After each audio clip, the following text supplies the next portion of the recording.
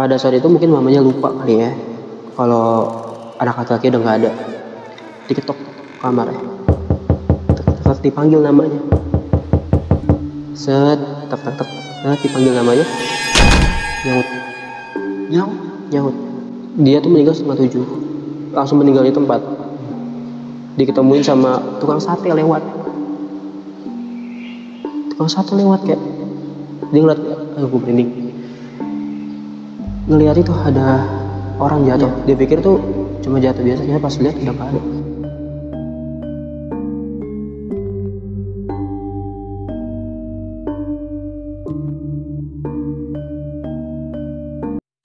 Halo, assalamualaikum warahmatullahi wabarakatuh. Balik lagi di Dering Malam sama gua Raffi.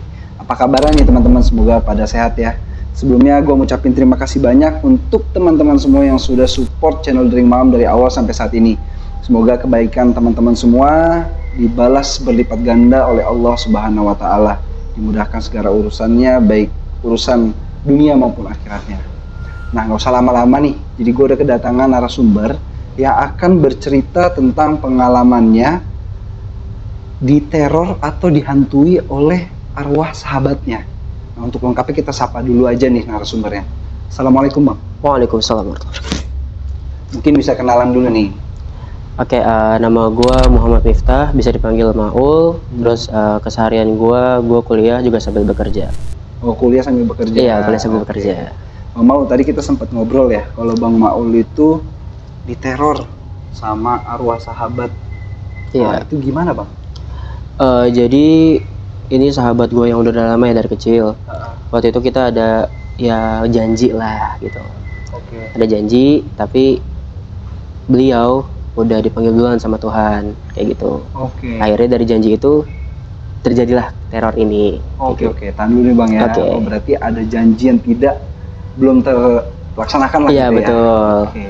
Nah, buat teman-teman semua jangan di skip videonya, tonton sampai habis biar tahu nih bagaimana kelengkapan ceritanya. Buat teman-teman juga yang pengen cerita seperti Bang Maul di sini, teman-teman bisa aja langsung hubungi kita di Instagram @deringmalam_ atau hubungi lewat email. Nanti emailnya gue taruh di kolom deskripsi.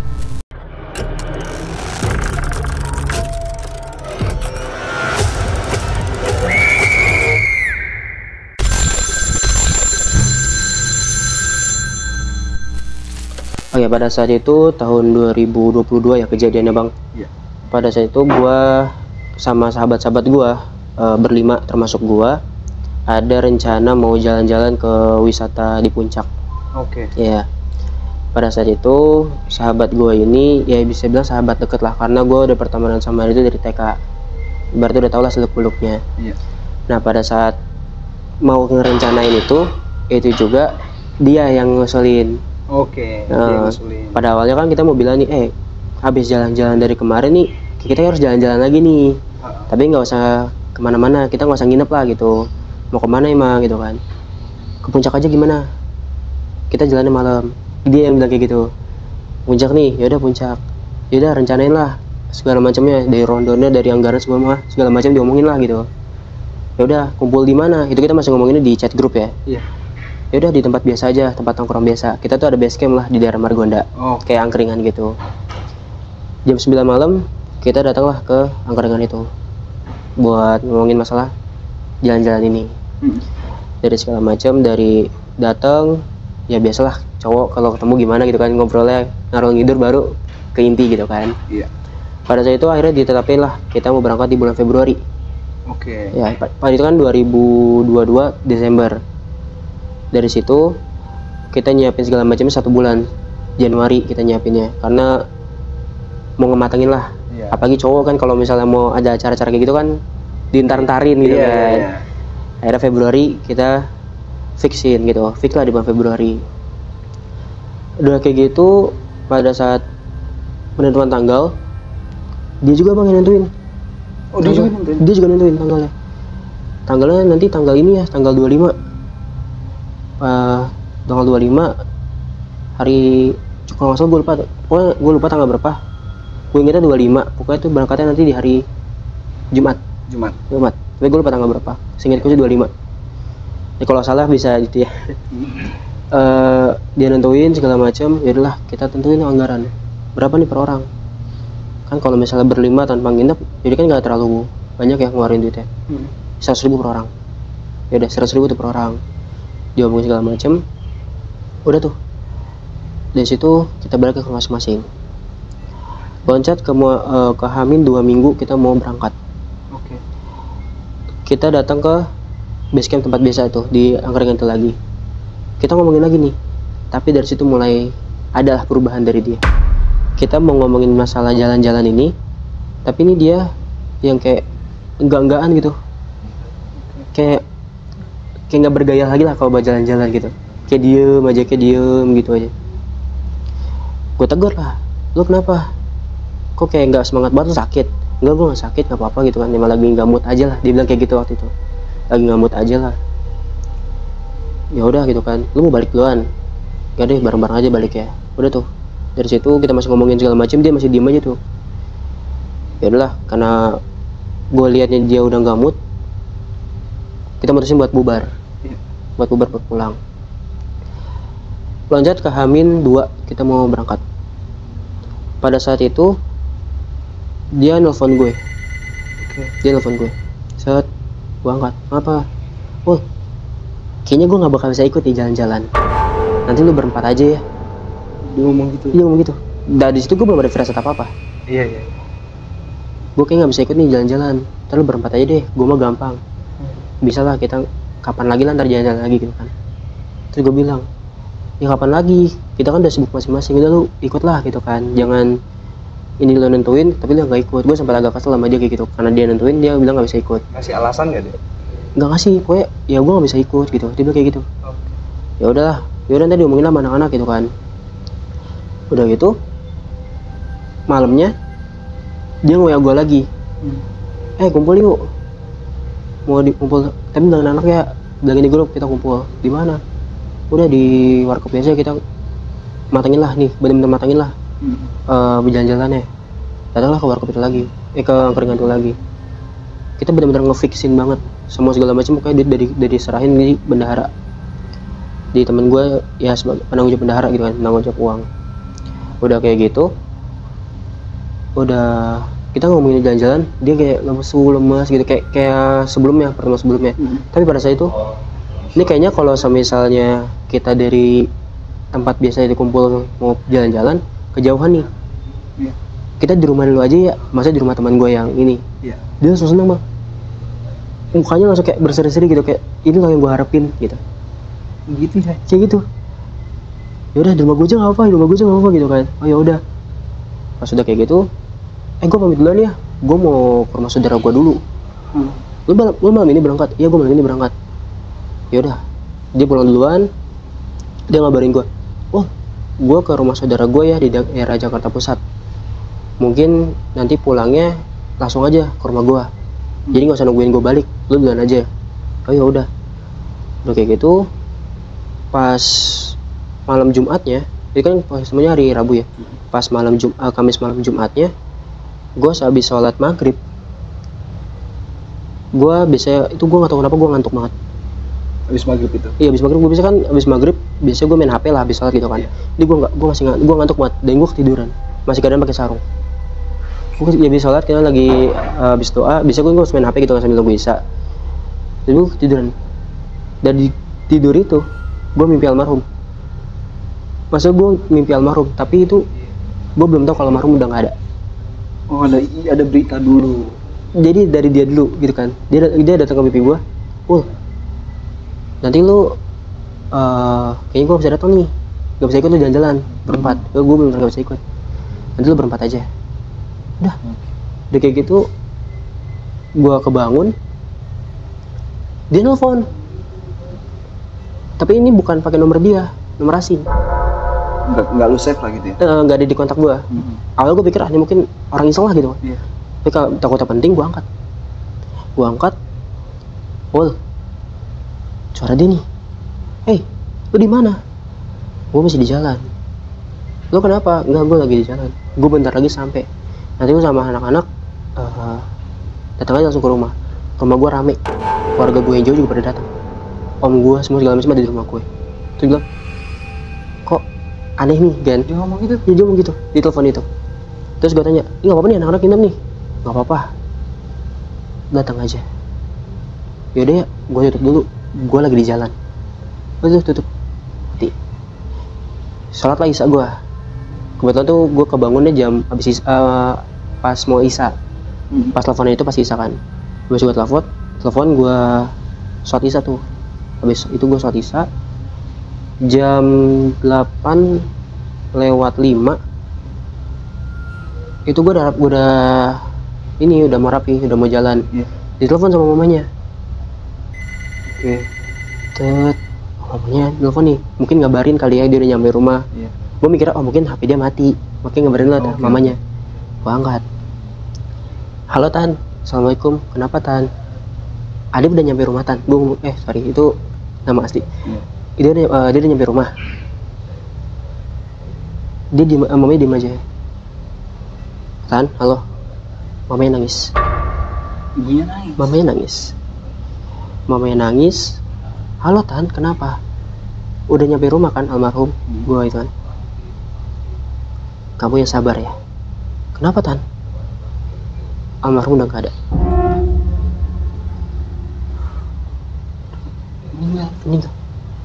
Meninggal. Berarti sebelumnya lu udah dikasih berita kan? Iya, pas mimpi itu. Iya. Hah? Gak mungkin Tan. Almarhum tadi nelfon saya gak lama dari Anda nelfon saya. Beneran. Ini baru nyampe. Jasadnya baru nyampe. Gue tanya dong, meninggal kenapa Tan? Kecelakaan.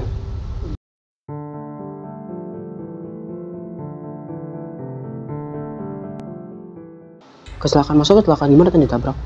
Enggak, kecelakaan tunggal. Kecelakaan tunggal. Motor berarti. Motor.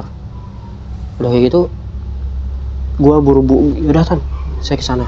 Gue langsung ini kan, gue rapi-rapi. Gue ngabarin anak-anak, guys, udah dapat kabar belum? Kenapa, kabar apa? Karena langsung rame tuh grup tuh. Almarhum meninggal. Kaget kepada, jangan bercanda lagi. Yaudah, kita ketemu tempat biasa. Tapi bukan di ini ya, tempat biasa kita ada 2 tempat. Yaudah, ketemu tempat biasa aja, tapi bukan yang di yang keringan. Yaudah, gitu kan. Gue jalan lah ke sana, gue di motor nangis bang. Takutnya yang gue takutin itu kejadian. Itu almarhum meninggal. Udah kayak gitu, ketemu sama teman-teman gue yang bertiga ini, langsung tuh, lu dapat kabar dari mana lu almarhum? Berantem lah gue di situ bang. Sempat hampir mau tunjuk-tunjukkan karena saking nggak percayanya. Udah, kalau nggak percaya udah kita ke rumahnya aja. Gue jalan lah ke rumahnya.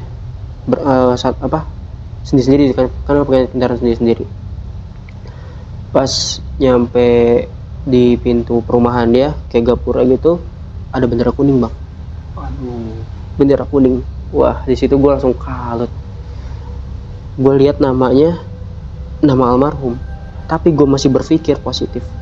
Itu bukan nama almarhum, hanya mirip. Itu bukan almarhum, cuma namanya doang yang mirip.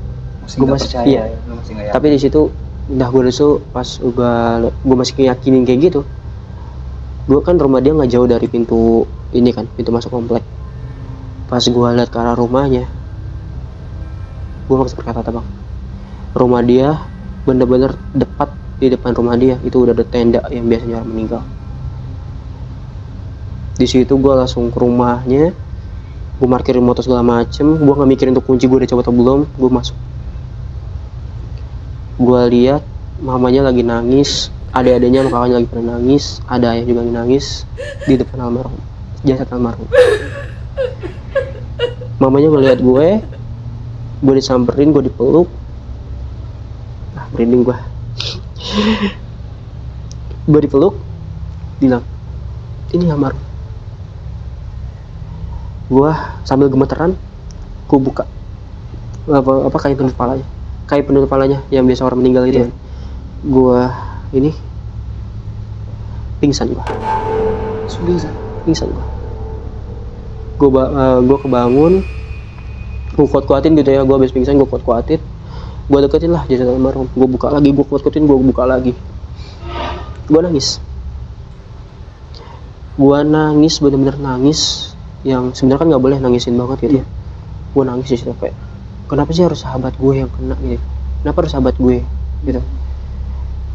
Dan gue notice bang, bagian sini dia tuh kayak bukan tengkorak, kan kalau tengkorak gini kan, tapi ini yang ini tetap, yang ini kayak ngeleber gitu.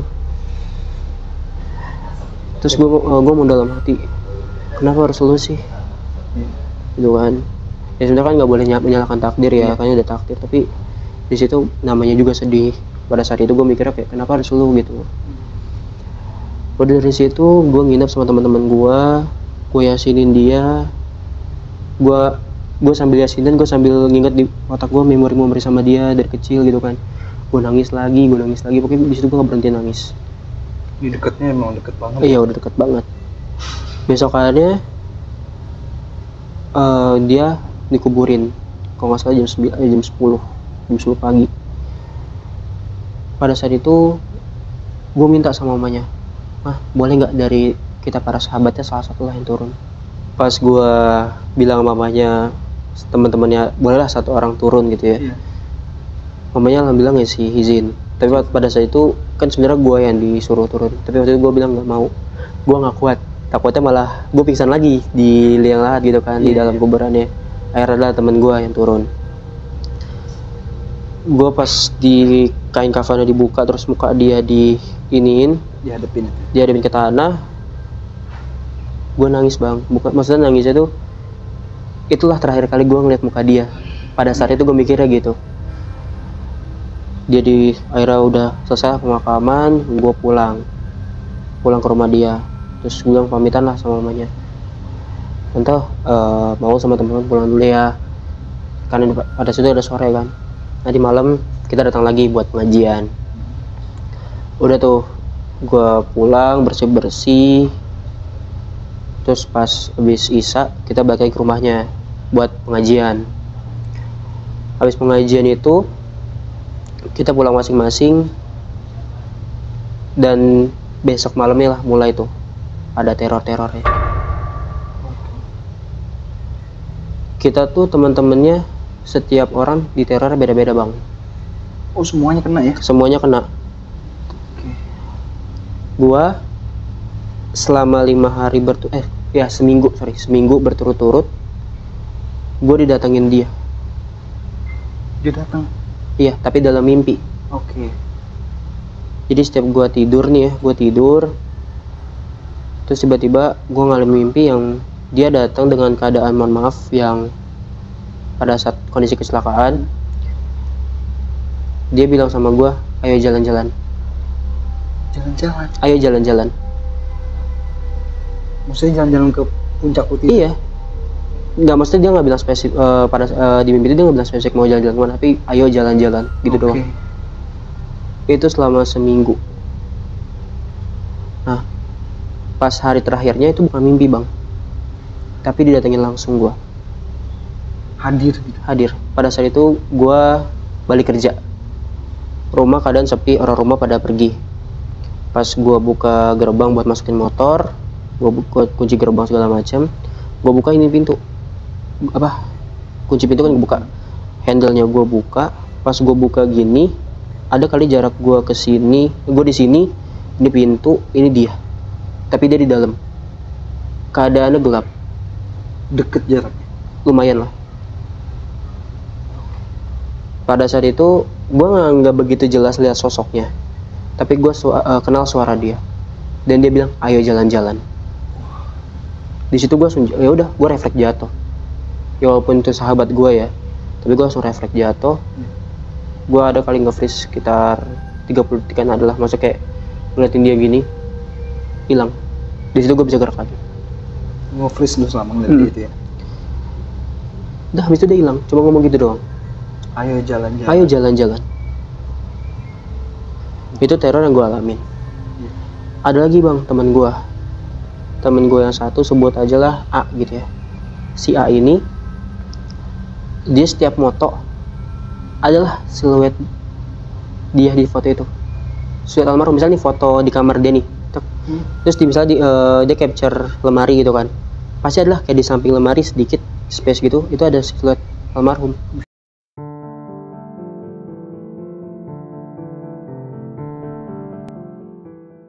kelihatan jelas atau siluet aja? Nggak, bayangan gitu. Bayangan. Tapi kelihatan sosoknya dia.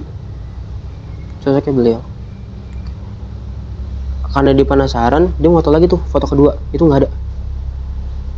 Maksudnya dia foto dua kali. Besokannya lagi dia foto lagi nih, foto halaman depan dia ada. Ya gitu pokoknya, setiap dia foto jepret sekali ada, nanti foto-foto selanjutnya nggak ada, kayak gitu. Yang pertama doang.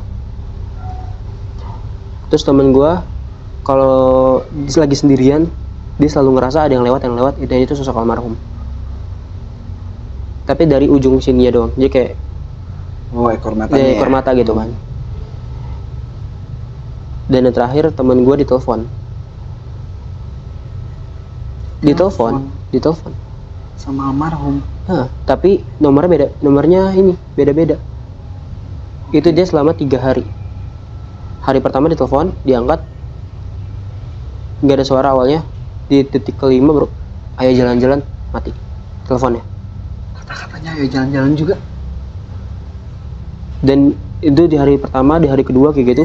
Pas dari ketiga sama temen gue didiemin, nggak diangkat. Itu pokoknya setiap jam 8 malam teleponnya. Sama temen gue didiemin. Pokoknya tuh telepon itu nggak didiemin kan sampai mati. Nya tuh terus berlanjut sampai tuh telepon diangkat. Nggak berhenti.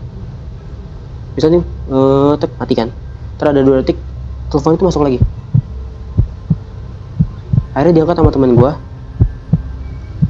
Dia, halo, ayo jalan-jalan. Permintaannya itu ya, ayo jalan-jalan. Tapi pas dicari katalog panggilan tuh nggak ada nomor itu. Nggak ada. Wow. Dan itu teman gue sampai ganti 3 kali nomor ganti. Dan dia bisa dapetin nomor itu? Iya, 3 kali ganti. Kenapa gue bisa akhirnya pas saat itu 40 harian almarhum. Akhirnya kita dapatlah tuh cerita tadi gue dapat dari teman-teman gue. Ternyata bukan gue doang yang kena, teman-teman gue juga kena. Dan ternyata ibunya juga. Ibunya pun itu? Ibunya juga. Ini sedih sih, maksudnya ibunya. Jadi tuh kan dia tuh anak laki-laki satu masa anak laki satunya di keluarga itu. Dia anak kedua, kakak dia cewek, terus dia punya 2 adik cewek. Dia cowok sendiri. Terus untuk dapetin dia tuh lumayan lama. Untuk dapetin anak laki-laki lagi? Iya gitu, lumayan lama lah. Ya lumayan jauh sama kakaknya. Pada saat itu mungkin mamanya lupa kali ya, kalau anak laki-laki udah nggak ada.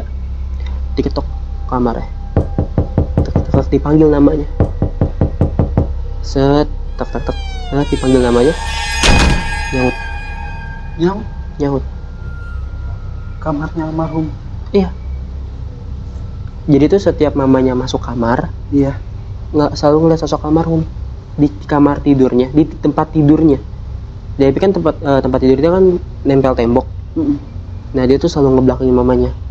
Jadi kasur sini tembok nempel kan. Nah pintunya dari sini. Nah mamanya selalu ngeliat tapi ngebelakangin dia. Bagian belakangnya dari itu ya, punggung gitu. Nah pada saat itu kan mamanya mikir, oh mungkin anaknya lagi tidur gitu mikirnya. Sampai dia, soalnya mohon maaf ya, sampai kena psikisnya mamahnya pada saat itu. Mungkin saking sedihnya ya. Iya. Nah pas udah kayak gitu mungkin mamanya lupa, diketok kamarnya, dipanggil namanya. Nyaut balik badan bang. Nyaut panggil bang. Iya mah kenapa? Sambil balik badan. Waduh. Dan itu kata mamanya sempurna bentukannya. Masa bener-bener dia, bukan kayak normal gitu? Iya kayak normal. Wah itu sedih banget sebenarnya. Satu selain serem pasti ibunya pun kangen gitu ya. Kangen. Nah sama kakaknya ngelihat kan, ditepok pundak mamanya, mah ikhlas ya. Pas lihat lagi udah nggak ada. Jadi pas 40 harian itu habis pengajian, mamanya cerita kayak gitu. Akhirnya kita beranilah cerita gitu kan, yang tadi gue digangguin, teman-teman gue digangguin. Akhirnya kita nemu tuh satu titik maksud dari ayo jalan-jalan ini apa. Temen gue satu notice, apa mungkin ini permintaan dia yang kita buat jalan-jalan kemarin itu. Ya udah, tapi mau gimana, maksudnya mau gimana, kita jalan-jalan mau gimana gitu, caranya gimana Iya. gitu. Gue di situ udah diem aja bang, gue udah bingung kan mau ngapain. Ya udah gue bilang aja, ya udah kita bawa figur foto terakhirnya aja, bener-bener foto terakhir kali dia moto tuh, Fotonya foto. Dan pada saat itu kita bawa fotonya foto wisudaan dia. Terus gue bilang, ya udah Tan, besok kita langsung berangkat, besok paginya. Dan pada saat malam itu kita sempat foto bareng-bareng gitu ya, kita dalam malam. Jadi posisinya temen gua, temen gua, dan dia ada di tengah-tengah di antara gua sama temen gua.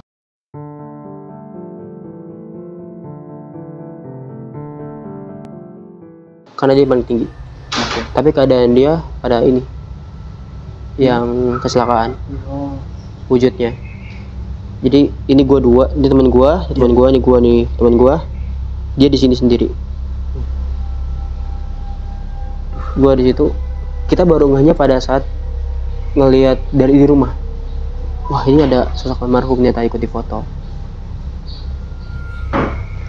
Udah gitu besok paginya kita kumpul lagi di rumah almarhum. Peralatan semua kita udah siap gitu ya, kayak motor segala macem. Gua nggak bawa motor bang, jadi kita tuh cuma 2 motor. Jadi temen gua sama temen gua dibonceng, gua sama temen gua, tapi gua yang dibonceng karena gua nggak kuat. Jalanlah kita 2 motor itu ke sana. Gua megangin figurnya di motor. gini. Dia gini, gue peluk sih, itu gue peluk sebenarnya. Figurnya gue peluk. Dari motor gue nangis. Ini saya perjalanan ke puncak juga sama. Iya. Itu selama perjalanan ke puncak, yang harusnya sama teman-teman ketawa-ketawa, seneng gitu kan, kayak ibaratnya buat momen lah gitu kan. Gue udah nangis bang di motor tuh, kayak ya Allah, kenapa harus teman gue gitu kan, kenapa harus teman gue, kenapa harus lu gitu kan. Dan gue dalam hati ngomong gini, ini permintaan lu kan, ini kita udah jalanin, semoga setelah ini lu nggak ganggu kita lagi. Cukuplah kemarin lu ngasih kita clue lah gitu kalau lu pengen jalan-jalan. Iya. Udah tuh nyampe sana kita ke hutan pinus. Ke hutan pinus Di daerah Bogor ya? Iya, kita ke hutan pinus. Di sana kita mencoba untuk bahagia lah gitu, walaupun sebenarnya guanya yang merasa paling sedih. Akhirnya di hutan pinus sana kita kayak, ya udah kayak dia hadirnya kita ngobrol, kita bilang ini kalau lu masih ada kayak seru deh jalan-jalan gitu kan, ada lu gitu kan. Tapi gue ngomong gitu tapi gue sambil nangis bang, kayaknya enak ya kalau lu di sini gitu kan, lu kita bisa ngobrol, lu bercanda, lu kan paling humoris sih dengan gue gitu. Ya cepet nyatanya Tuhan lebih sayang lu dipanggil duluan, lu nggak bisa merasakan tapi seenggaknya lu bisa lihat kita dari atas sana gitu kan. Udah gitu kita minta tolong lah sama pengunjung di sana buat kita motoin kita berempat. Dan gue yang megang figur ya. Di foto itu ada lagi sosok almarhum dengan posisi fotonya sama kayak pas 40 harian. Tetap sama posisi dia juga gitu di tengah kita, tapi udah sempurna. Udah sempurna. Mungkin pikirnya pada saat foto itu, oh dia udah bahagia. Dia ibaratnya udah nggak ada lah beban lagi kan, udah nggak permintaan dia tuh udah terkabul lah. Gue dari sana gue pulang,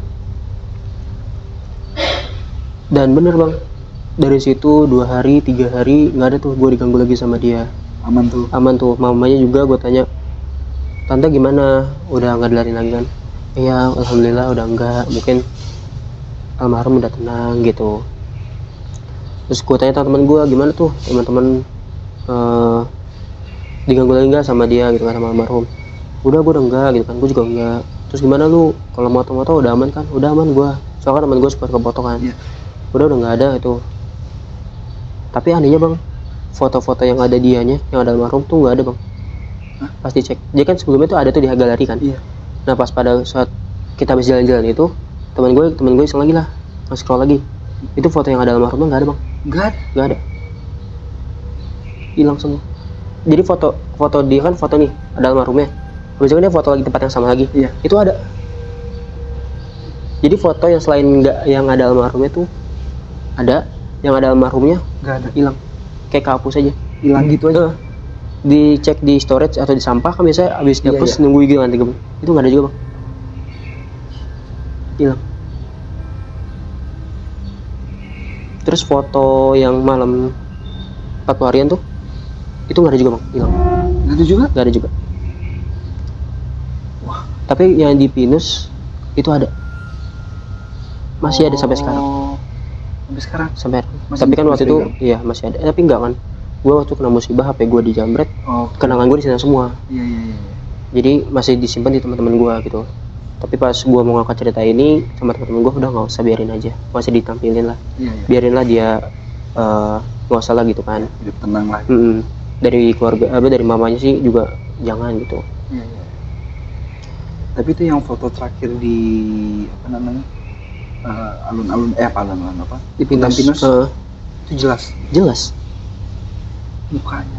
Ih, Sempurna yang senyum lu bilang tadi. senyum lagi, kayak berarti dia ikhlas. Iya, iya. Iya, maksudnya dia permintaan dia ajak jalan-jalan itu sudah dipenuhi lah gitu. Udah terpenuhi gitu. Udah dari situ gue sama teman-teman gue sama mamanya juga udah gak digangguin lagi sih sampai sekarang. Sampai sekarang. Udah. Nah ini bro, satu kronologi kecelakaannya itu kayak mana? Kalau yang gue dengar dari kepolisian ya, Iya. pada saat itu malam, teman gue emang bener udah mau balik ke Depok gitu. Kita bisa teleponan sama lu kan? Oh iya, sorry, gue belum ngasih tau ya. Iya. Jadi pas saat teleponan itu sebenarnya almarhum udah nggak ada. Hah? Jadi Kan gue teleponan sama almarhum tuh sekitar jam 7 lewat kan. Iya. Nah, almarhum tuh udah nggak ada dari setengah 7. Dan baru diketemuin sama sama warga Iya. itu setengah 8. Jadi almarhum tergeletak dalam keadaan nggak bernyawa sejam di jalan itu. Berarti lu nelpon itu Udah nggak ada. udah nggak ada. Di mimpi itu juga sebenarnya kalau misalnya orang yang peka gitu ya, Kayak itu tanda sebenarnya. Soalnya kan dia bilang gue kayaknya nggak bisa ke jalan-jalan deh. iya, iya. Jadi kan sebenarnya wah ya udah bener, dia nggak bisa ke jalan-jalan kayak gitu. Terus tadi lanjut bro, yang dari kepolisian Nah, gimana? yang dari kepolisian sih bilangnya temen gue ini kecelakaan tunggal, Iya. keadaan kecepatan itu di atas 120-an, Oh, nggak kenceng. mungkin. Nah pada saat tikungan gini ada ceceran oli ternyata tuh. Jadi temen gue oleng. Jadi tuh di sebelah sini trotoar, sebelah sini taman. Oke. Nah temen gue tuh ibaratnya mau ke banting setir ke kiri buat ke taman. Taman. Ibaratnya biar nggak terlalu Iya. crash parah lah kecelakaannya, mungkin cuma kayak patah tulang atau apa gitu kan kalau dia masih hidup. Ternyata pas kayak gini nggak stabil, langsung banting ke kanan, dan posisi kepala dia langsung hantem sebelah sini, langsung hantem trotoar, langsung meninggal di tempat kayak gitu. Helm dia aja sempat pecah bagian sini. Jarak motor sama dia tuh 3 meter. Jauh banget gitu. Mental berarti ya. 3 meter. Terus motornya motor sport. Motor sport. Dia tuh meninggal setengah 7, langsung meninggal di tempat. Diketemuin sama tukang sate lewat. Kayak dia ngeliat, aduh gue merinding. Ngeliat itu ada orang jatuh. Iya. Dia pikir tuh cuma jatuh biasa, ternyata pas lihat udah gak ada. Itu temen gue. Langsung lah dia manggil warga gitu kan. Langsung udah datang tuh warga, polisi dipanggil gitu kan, terus tim forensik juga dipanggil. Pada saat penyemprotan helm di itu, terus tangan yang nyopot tuh nggak sengaja nyenggol sini tuh lembek, terus pas dibuka full helmnya ini semua sih udah darah semua, dari mata keluar darah, kuping darah, hidung darah, itu udah darah semua di sini. Tapi pas diketemuin tuh katanya sih senyum. Dan bener sih pas yang gua ke rumah dia tuh gua buka tuh emang dia senyum. Sorry, itu berarti dia kulit dan dagingnya yang udah keseret itu, yang kena keseret ya? Enggak bang, nggak keseret karena ini hancur. Benturan. Hancur, tengkoraknya hancur. Berarti di dalam. Oh, makanya pas dipencet Lembek. Tapi nggak ada yang keluar gitu ya? Nggak ada. Paling enggak sih, maksudnya bukan yang keluar copot, tapi matanya emang agak gitu. Berarti ya bahasanya, kalau bahasanya ya ini di dalam lah gitu ya. Kayak gitu. Ya pas ditemuin kayak gitu, gue makin nangis, makin kejar pas diceritain. Kenapa? Gue mikir lagi kenapa harus temen gue yang kejadian kecelakaan kayak gini. Tapi kan sebenarnya kan ya yang tadi balik lagi ya, nggak boleh menyalahkan takdir. Itu kan udah dari Tuhan sendiri yang ngatur kan takdir kita mau gimana. Udah dari situ akhirnya sama pihak polisi setelah 3 bulan kejadian itu ditanyalah, Bu, ini motor mau diapakan? Motor almarhum, karena masih di kantor polisi. Motor, helm semua masih di kantor polisi sama barang-barang dia terakhir gitu kan. Pada saat itu gue bilang aja, Tante, ini kan motor almarhum nggak dipakai nih, daripada dijadi kayak bangkai motor, dibenerin aja. Karena pada saat itu kan katanya mamanya mau dibawa pulang aja. Akhirnya pada saat itu bujukan gue sama teman-teman gue dari keluarga, kakaknya segala macem, dibenerin tuh motor. Dibenerin. Tapi sebelum dibenerin itu kan dibawa pulang tuh. Nah motor itu sama helmnya ditaruh di dalam kamar almarhum, masih keadaan habis lak kandas. Dimasukin ke dalam kamar? Iya, ditaruh di dalam kamar. Jadi motor dia di atas tangkinya tuh ditaruh helmnya. Itu helmnya juga dengan kondisi yang udah hancur. Dia bilang kayak gitu, yaudah motornya dibenerin, dipakailah sama omnya katanya sih sekarang. Kalau dulu katanya bapaknya yang make, terus sekarang katanya sih dialihin tangan ke omnya, kayak gitu. Dan helmnya dia itu terakhir pas gue main ke rumah dia, gue main ke kamarnya, itu gue masih berasa hawa almarhum di kamar itu, karena kamar itu nggak pernah dipakai sama sekali sampai sekarang. Jadi kayak cuma dikunci, dibersihin doang. Sejak almarhum udah nggak ada. Iya. Kamar itu udah nggak. Cuman terakhir ditaruh motornya itu. Iya. Pas main pun juga sama, hawa-hawa itu masih kayak ada hawa-hawa almarhum. Terus temen gue nyeletuk, dia kayak datang deh. Udah biarin aja deh, mungkin kangen sama kita kan mau main bareng. Dan gue bilang gini, lo kalau mau main yaudah datang aja sini, kita ngobrol bareng. Lo gimana kayak cara lo ngobrol gimana gitu kan. Dari situ pas gue main ke rumah dia gitu kan, gue masuk ke kamarnya, itu ada khusus lemari kaca, helm dia, terus di atasnya itu jadi kan helm, terus sekat, terus ini foto dia yang gue bawa figura itu, yang apa sih, wisuda. Terus di figurnya ditaruh medali wisudaan dia, terus di bawah helmnya itu ditulis Memories. Itu khusus buat dia itu helmnya, terus ada fotonya dia. Dan pas terakhir gue main ke makam almarhum, gue bilang kan, kalau misalnya cerita lu nih gue angkat lah, gue bawa ke podcast atau ke cerita gitu, gimana? Gue nyekar tuh, tapi gue sebelum itu gue nyekar, gue sambil ngobrol sama dia, gue cerita, gue nangis gitu kan. Gue ngerasa kayak dipeluk sama dia. Gue ngerasa kayak dipeluk sama dia gitu kan, pas gue cerita gitu. Terus barulah gue bilang, kalau misalnya cerita lu gue angkat ke podcast atau ke cerita mana gitu, boleh nggak gitu gue angkat. Tiba-tiba dari belakang gue ada yang bilang, iya boleh. Dia ngomong? Iya boleh. Dia itu ya? Itu suara dia, suara almarhum. Pulang dari situ, dari makamnya ya, gue pulang, gue tidur, gue dimimpin almarhum itu terakhir kali dia benar datang ke mimpi gue, tapi gue bisa gerak. Gue bisa gerak gitu kan, di mimpi itu gue bisa gerak. Dia bilang, Ul, makasih ya, makasih lu udah jadi temen gue selama 17 tahun. Makasih udah jadi tempat curhat gue, terima kasih udah jadi tempat keluh kesah gue, terima kasih udah jadi temen yang bisa tahu kondisi gue pada gue lagi terpuruk, gue lagi di bawah, gue lagi di atas. Lu mau nemenin gue masalah percintaan, masalah persahabatan gitu kan, masalah keluarga, lu tahu semua lah gitu punya masalah gue. Gue minta lu sama teman-teman jangan pecah ya. Sambil ya. Jangan cuma gara-gara cewek kalian pecah.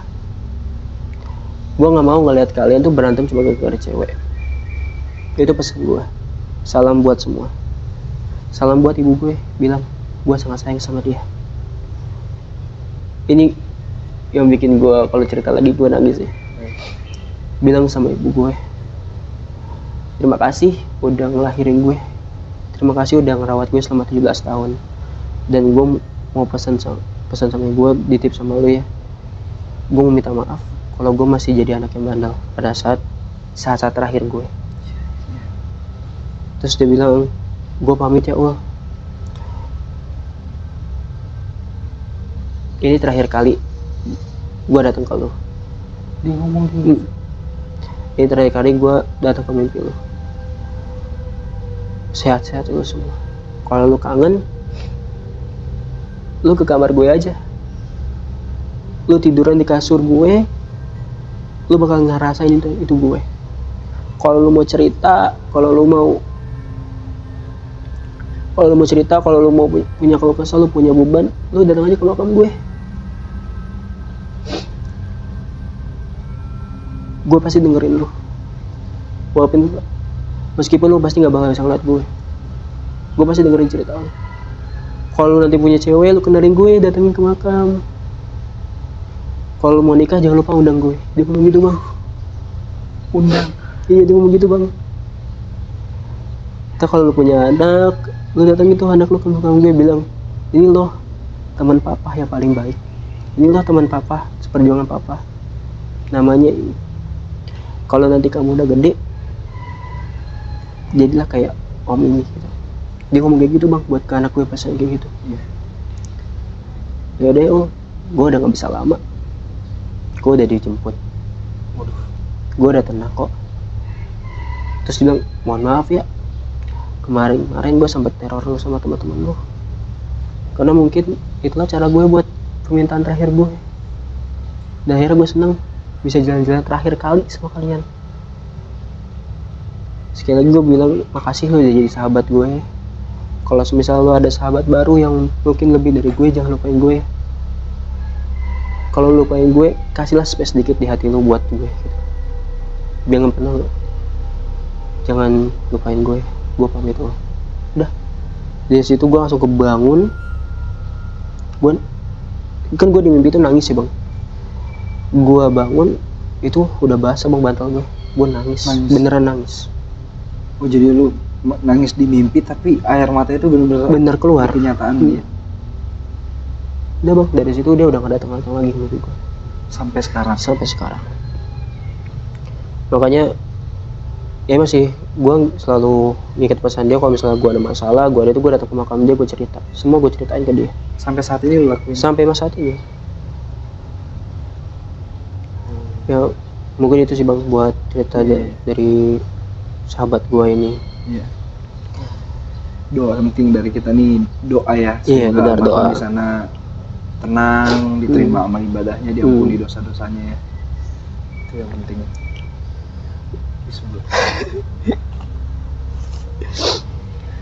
Berarti masa dekat itu ya? Iya, masa dekat itu. Dari kecil TK berarti? Dari TK.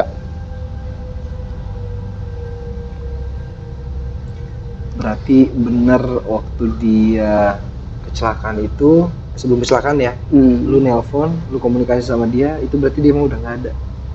Iya, udah nggak ada. Dan gue bener-bener nggak dapat firasat kalau dia tuh mau meninggal.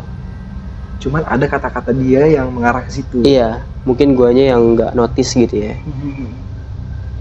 Tapi gimana sih keseharian dia nih?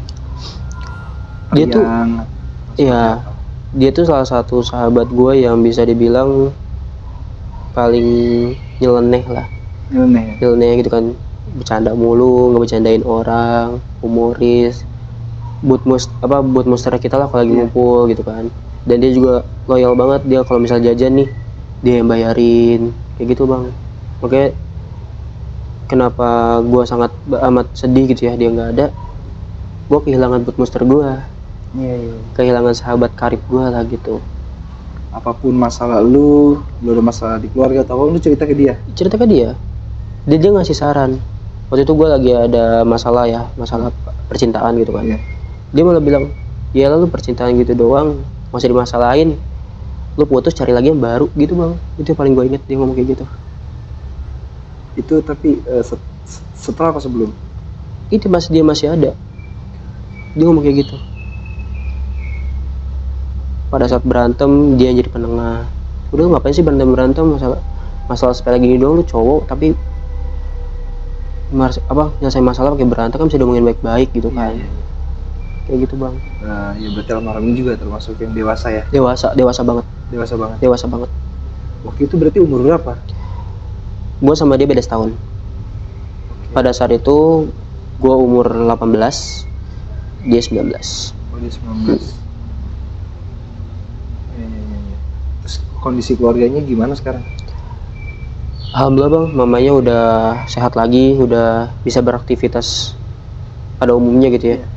Terus kakak-kakaknya juga udah mulai, kakak sama adiknya udah biasa lagi gitu kan. Dan pas ya itu terakhir gue bilang, gimana tante keadaannya udah ini lagi kan, dia udah enakan, udah bisa lah mencoba untuk ikhlas gitu. Motor itu sekarang dipakai? Iya dipakai. Berarti udah bener ya? Udah bener. Kecuali helmnya? Kecuali helmnya, sampai sekarang masih ada. Di rumah almarhum itu ya? Simpen sama ibunya di lemari itu? Iya.